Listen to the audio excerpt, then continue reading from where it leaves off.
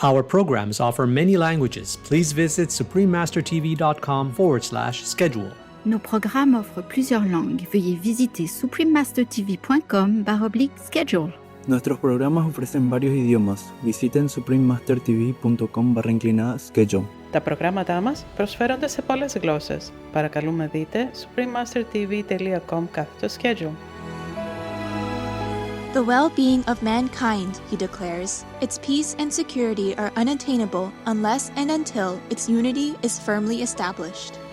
So powerful is the light of unity, is his further testimony, that it can illuminate the whole earth. Please keep watching to find out more.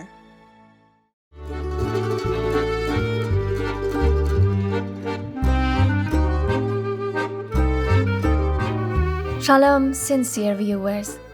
Shalom means hello in Hebrew. I am Malka. The inspired Israeli people rejoice in your efforts of spreading the vegan way of living. May God's divinity forever be with you and your loved ones.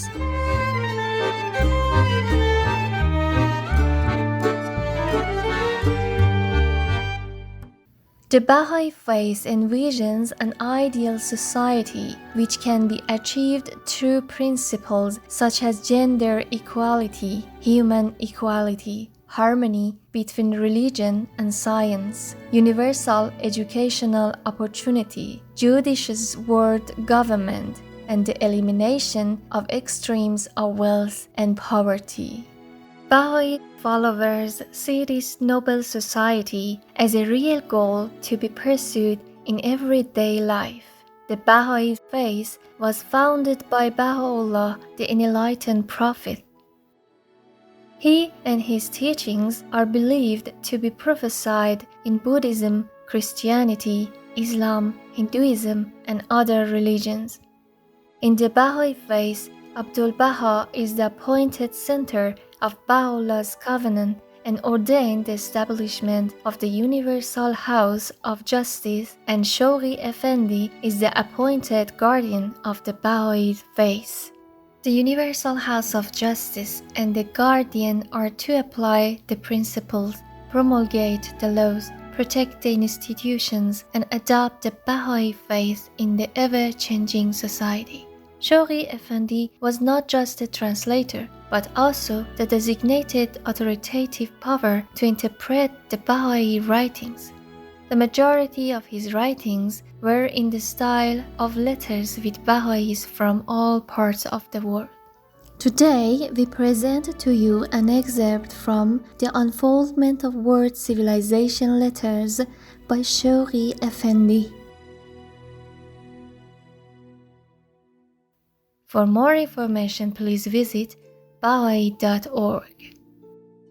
Unification of the whole of mankind is the hallmark of the stage which human society is now approaching.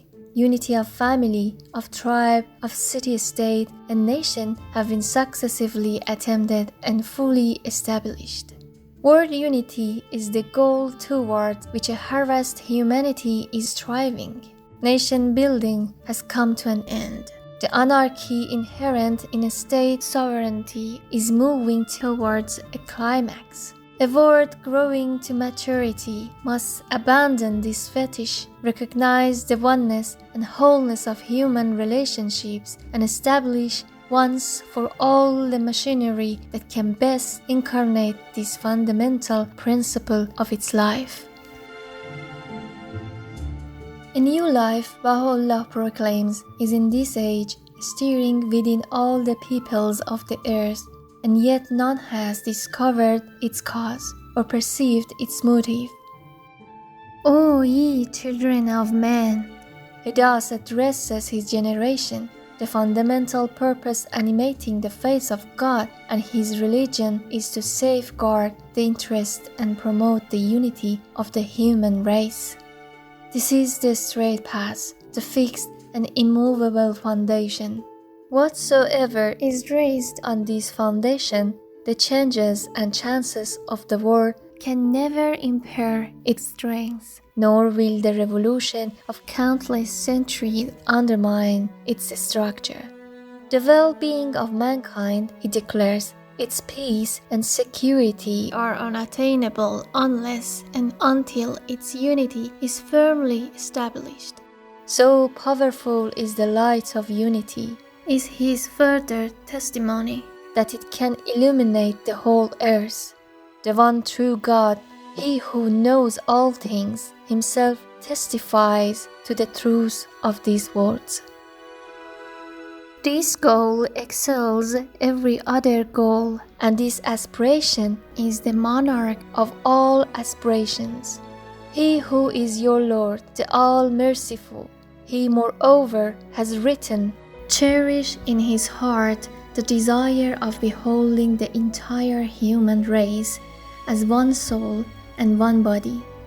Haste ye to win your share of God's good grace and mercy in this day that eclipses all other created days. One of the great events, affirms Abdu'l-Baha, which is to occur in the day of manifestation of that incomparable branch, is the hoisting of the standard of God among all nations. By this is meant that all nations and kindreds will be gathered together under the shadow of this divine banner, which is no other than the lordly branch itself, and will become a single nation. Religious and sectarian antagonism, the hostility of races and peoples, and differences among nations will be eliminated. All men will adhere to one religion, will have one common faith, will be blended into one race and become a single people. All will dwell in one common fatherland, which is the planet itself.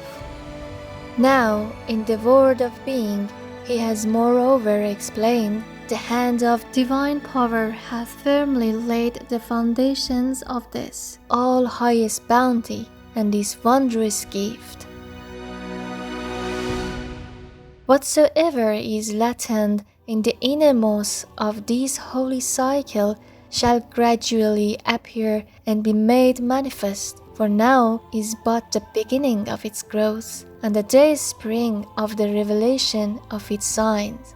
Ere the close of this century and of this age, it shall be made clear and evident how wondrous was that springtide, and how heavenly was that gift.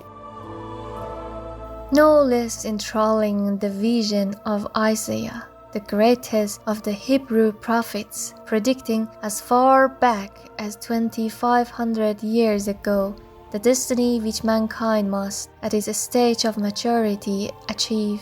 And he, the Lord, shall judge among the nations, and shall rebuke many people, and they shall beat their swords into plowshares, and their spears into pruning hooks. Nation shall not lift up sword against nation, neither shall they learn war any more.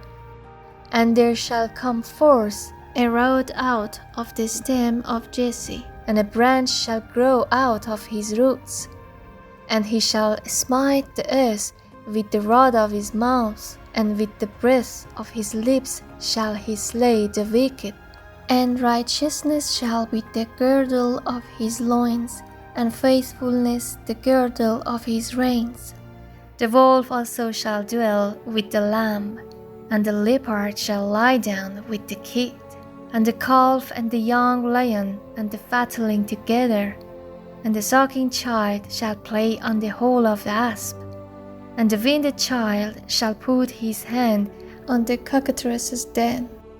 They shall not hurt nor destroy in all my holy mountain, for the earth shall be full of the knowledge of the Lord, as the waters cover the sea.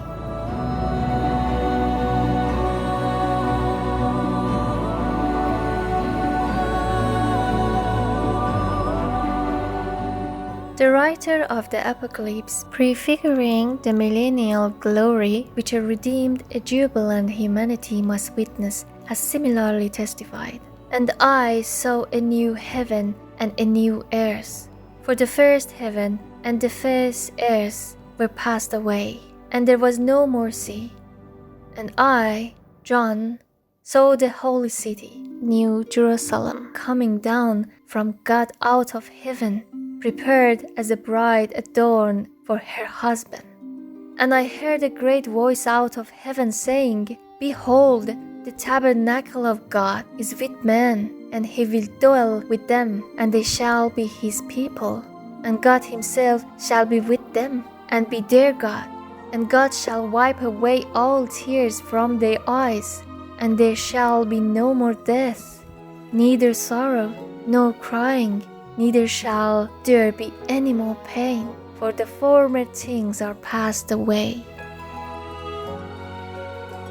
Who can doubt that such a consummation, the coming of age of the human race, must signalize in its turn the inauguration of a world civilization such as no mortal eye has ever beheld or human mind conceived? Who is it that can imagine the lofty standard which such a civilization, as it unfolds itself, is destined to attain? Who can measure the heights to which human intelligence, liberated from its shackles, will soar? Who can visualize the realms which the human spirit, vitalized by the outpouring light of Baha'u'llah, shining in the plenitude of its glory, will discover?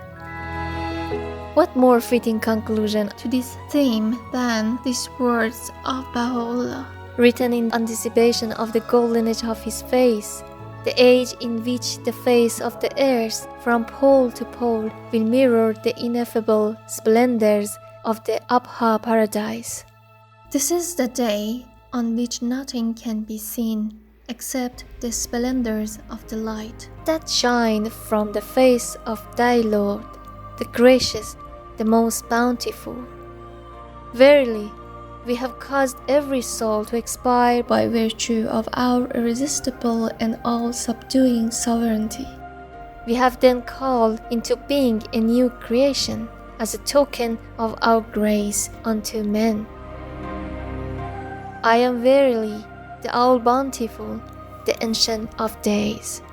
This is the day on which the unseen word cries out, Great is thy blessedness, O earth, for thou hast been made the footstool of thy God, and been chosen as the seat of his mighty throne. The realm of glory exclaims, Would that my life could be sacrificed for thee! For he who is the beloved of the All-Merciful has established his sovereignty upon thee through the power of his name that has been promised unto all things, whether of the past or of the future.